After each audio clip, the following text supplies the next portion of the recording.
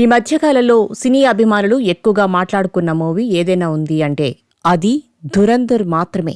ఈ మధ్యకాలంలో సీనియర్ స్టార్స్తో భారీ బడ్జెట్తో కొన్ని సినిమాలు వచ్చాయి. అయితే అవి ఆశించిన స్థాయిని అందుకోలేకపోయాయి.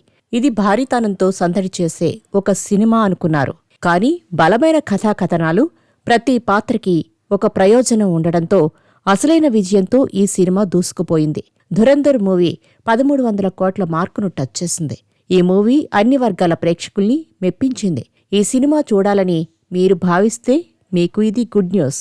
ఈ మూవీ మీరు ఇంట్లోనే కూర్చుని ఓటీటీలో చూసే అవకాశం వచ్చింది. నెట్ఫ్లిక్స్ సంస్థ ఈ మూవీ ఓటీటీ హక్కులు సాధించింది. ఈ నెల 30 నుంచి ఈ మూవీ స్ట్రీమింగ్ కానుంది. ఎక్కడ చూసినా ఈ సినిమాకి సంబంధించిన చర్చలు నడుస్తున్నాయి. ట్రైలర్ నుంచి సినిమా విడుదల తర్వాత వరకు సంచలనానికి సరైన అర్థం చెప్పింది ఈ మూవీ. రణ్వీర్ సింగ్ కెరీర్లో ఎప్పటికీ గుర్తుండిపోయే సినిమాగా ఇది మార్కులు కొట్టేసింది.